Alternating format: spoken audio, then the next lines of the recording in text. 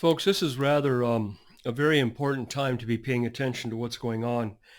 Um, I'd like to paint a picture for you, folks. I'd like you to understand how Scripture relates to events that are happening on the ground. I don't think too many people are seeing this avenue. I'm going to do something kind of backwards here, okay? Uh, why we don't know the timing of the rapture. What's the reason that we don't know it? Why would it be kept from us? I'm going to get to that and kind of explain that. Folks, you have to understand Iran, the main power behind the want of the Muslim Arab world to destroy Israel. And it comes in pieces. There's warring proxies of Iran, which was Hezbollah, which was the Houthis, which was Hamas within the Gaza Strip. When, when Hamas took a bunch of hostages and held them, they were truly planning on Hezbollah jumping in, Houthis attacking, and Iran doing whatever they could. Now, Iran got mixed up messages, or Hezbollah did, and it didn't go as planned. But the hostages were taken. Hamas has struck Israel. A brand new war now has broken out. No doubt about that. Okay, we see that. But that triggered Israel to not only war within the Gaza Strip, but to eliminate the power of Hezbollah when it was able to. Then Iran became the big picture because Iran was getting ready to have the ability to launch a nuclear weapon, which would only take one, and it wouldn't have to explode in Israel. All it have to do is explode near it, and that would basically be the end of Israel. Important that we understand then. Now we get a President Trump that comes in, and he basically unhandcuffs Israel and say, do what you have to do to get the job done. Well, again, Iran became the big picture moving forward. America helped out with that by bombing those uranium enrichment sites. That was a big help. That took the wind basically out of Iran. Didn't stop them from still being able to war against Israel, but let's go back and figure out how this happened, because this is the important part of what's happening today. But let's back up.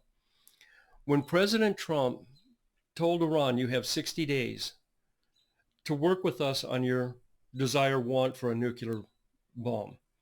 And Iran drug it out for as long as they could, and the 60 days were up, and Trump says, that's it.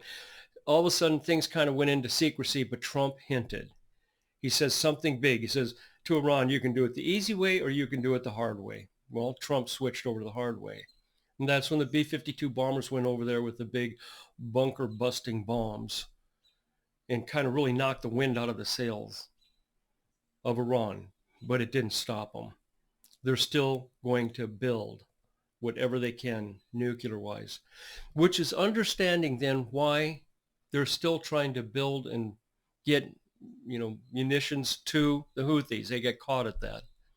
It explains how it is that Hezbollah keeps on trying to build up cells within the southern part of Lebanon, and Israel keeps catching them at it. So they're being caught at it, but remember, Hezbollah has basically been neutralized. Iran is set back, but Iran has threatened Israel as of middle of last week that we are ready to go back to war with you again, Israel. Now, let's go all the way around now to the Gaza Strip, Trump, Netanyahu, and Hamas. Trump, from the beginning, when he started his presidency,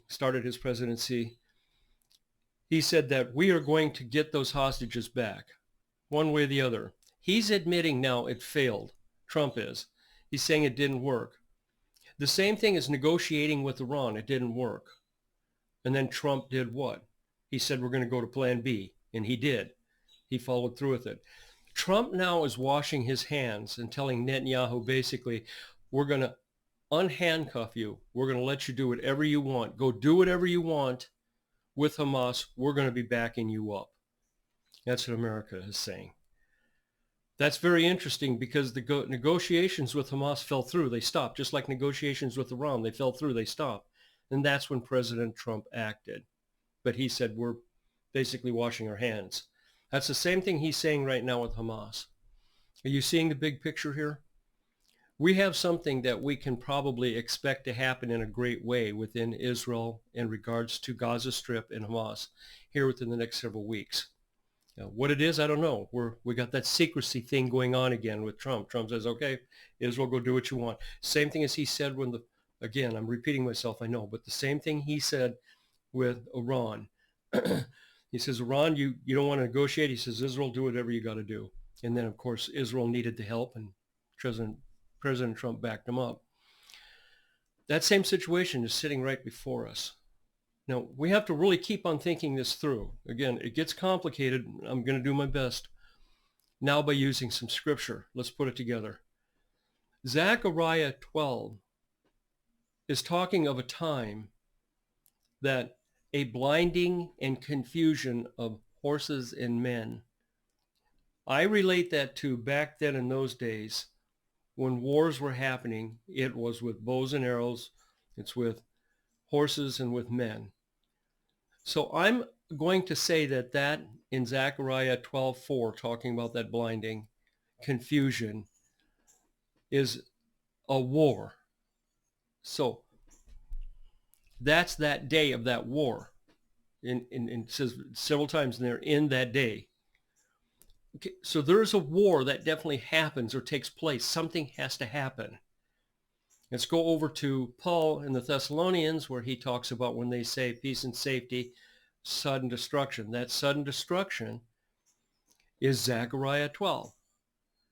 Where do we get that from? We go to the prophet Asaph in Psalm 83, and he talks about the conditions that are on the ground, confederate against thee, and then talks about the hidden ones at that particular time. What's the big deal right now in Gaza Strip? Hamas with the hidden ones. If they're found, Hamas is done. If Israel's given carte blanche, go do what you want, and they decide that they're really going to start moving in and taking the chances of possibly some of the hostages being killed, if they make that decision, then they go in. Hamas is finished. Trump just said, you've got do what you want, Israel. Same thing he said to Iran. Remember? Negotiations failed. Hamas, negotiations failed. Israel, do what you want. Okay, keep thinking this through. Iran. What's Iran thinking right now?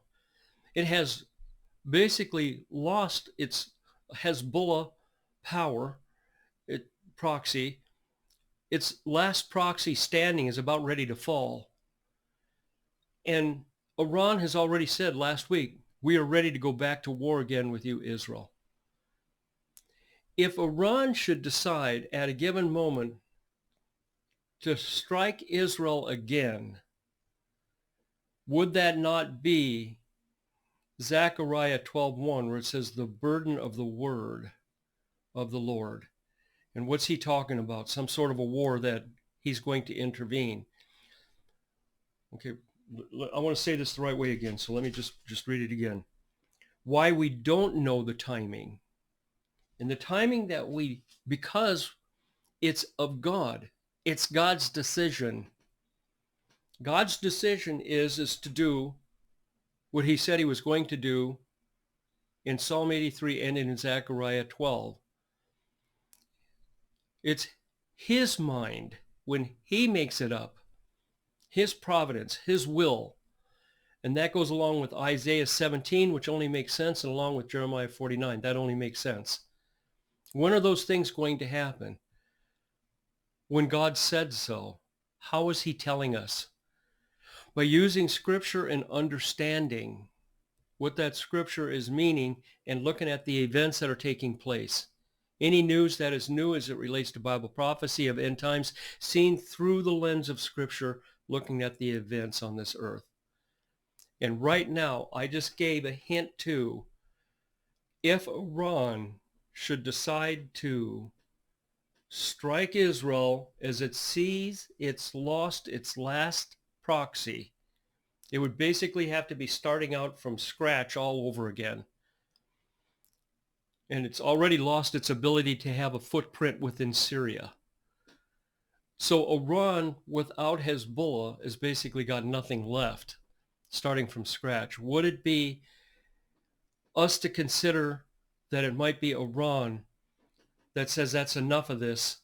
We're going to do our one-time all-out Hail Mary blow against Israel and hope that will do it. Because if they should, does that not describe God in Zechariah 12, Asaph speaking in Psalm 83, and Paul considering that when they say peace and safety, then the sudden destruction, which is that war. It hasn't happened yet. We don't know if or when. Maybe it might not. It could be something else and I'm missing it. I probably shouldn't even said that part because I feel very confident that that's what's going to happen. Iran is going to do something, and that's going to be the end of it. That'll be the time that God says it's his word that will take place. I don't know if I really got that across. I can try again. By understanding Scripture, looking at the events, and then weighing out the possibilities of what could happen. If Iran sees Hamas losing its last warring proxy against Israel, is going to lose that territory, would they think maybe now is the time for that one big war against Israel? And if they should, is that the timing that God said? It's the word that God said he was going to do. And in that day, there's your sudden destruction. But they'll be saying peace and safety prior to that. Is that not what Israel is working for?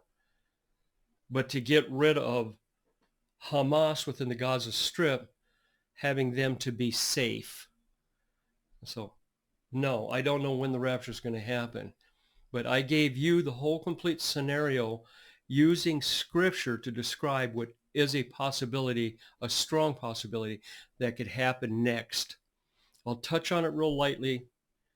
Those that believe that the rapture is still connected to the Feast of Trumpets, Rosh Hashanah, it's very possible, yes. I cannot link that, though, to the rapture as I have just linked the rapture to other scripture that to me makes more sense. You want to believe that it could happen in September, late September, and especially during the UN, they have some big meeting that happens, General Assembly. Sure, I'll go for that. That's okay. I don't have any problem with that. I'm just sticking completely with Scripture as much as I know how. And as it's given to me, I bring it to you. And then I'll be listening to you folks, because remember, oh, Ross, thank you. We learned from you. Well, I learned from you too. And I attempt and try to read every single reply, and I do respond to my emails too. Folks, until next Sunday, I gave you everything I've got for now. I really do.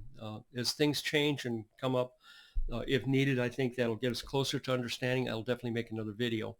But until then, next Sunday, okay, folks.